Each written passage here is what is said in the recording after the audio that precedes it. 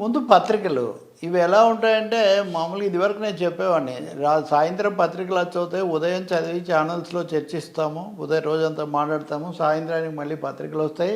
ఇదొక చక్రం ఇది. ఇలా దీని నుంచి వాళ్ళ నుంచి వీళ్ళు. ఇప్పుడు నేను పత్రికలో నేరుగా రాస్తే నాకు కష్టంగా ఉంటుంది, నా పత్రిక స్టాండర్డ్కు దీనికే నేను అనుకుంటే నేను ఇదిగో అబ్బాయి లాంటి వాళ్ళని పిలిచి సోషల్ మీడియాలో ముందు చెప్పిస్తాను. సో సోషల్ మీడియాలో బాగా ట్రోల్ అవుతుందని నేను వార్త ఇస్తాను. సో ఇదొక పరోక్ష పద్ధతి, డొంక తిరుగుడులాగా ఒకరికొకరు దొంగల వ్యవహారంలాగా తయారైంది. సోషల్ మీడియా అనేది పర్సే మొత్తంగా సోషల్ మీడియాని మనం తీసి పక్కన పెట్టడం కాదు, కానీ ఎప్పుడు సోషల్ ఆస్పెక్ట్ నా సోషల్ కానే ఆస్పెక్ట్ ఉంటాయి కదా.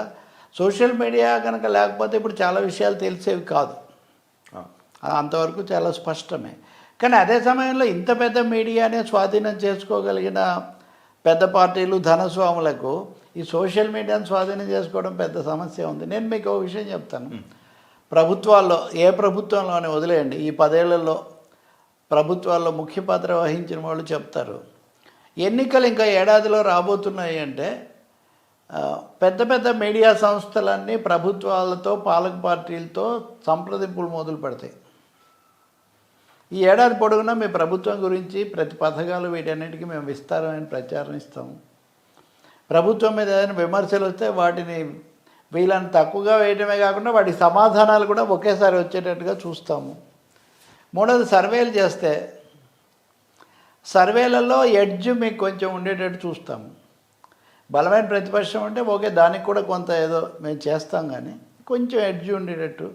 సో ఒక సానుకూల వాతావరణం మేము తీసుకొస్తాము అని deals, big media means big deals అన్నటువంటి ఒక పరిస్థితి నడుస్తుంది. ఇంకా సోషల్ మీడియా సైట్స్ను వీటిని తీసుకోవడము దాదాపు ఇవి పూర్తిగా వాళ్ళు చేసేసుకుంటారు.